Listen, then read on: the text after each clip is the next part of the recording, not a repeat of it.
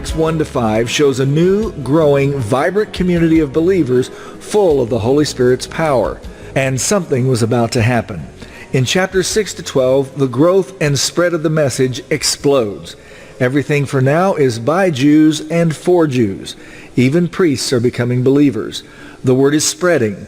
The apostles are getting so harried with needs from the crowds coming to faith that they appoint 6 new helpers. But these men did more than serve tables. Stephen and Philip in particular are standing up and speaking up. And this attracts the attention of other Jews, more official Jews, who haul in Stephen on charges of sedition against God, the law, and the temple. Stephen does not just tell history. In fact, he takes an old message, a message that continued to be preached in synagogues, and fills it with new meaning, a meaning that the council is not going to like.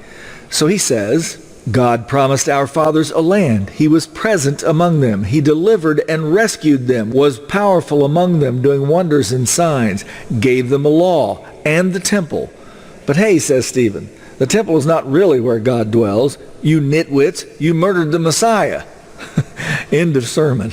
Stephen is killed, and young Saul is there going woof, woof, woof. So a backlash begins with young Saul in the middle of it, but these believers go just everywhere, telling everybody. Philip, by the Holy Spirit, preaches and does all kinds of mighty works. Saul himself is dramatically converted by running into Jesus on the road to Damascus, just like on the road to Emmaus.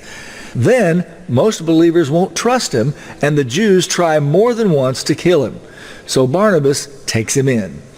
Peter is busy healing Aeneas and raising Tabitha from the dead, and then preaching to the Gentiles. He gets amazed. God has to convince him that he should preach to the Gentiles too. The group back home didn't like this, so he had to explain himself. And according to Acts, they all get on board. Herod kills James, John's brother, and imprisons Peter, who is broken out of jail by an angel in the middle of the night. And Herod dies for not giving God glory. And in the middle of all of this, Barnabas, Saul, and John Mark get together and go to Antioch. The stage is now set.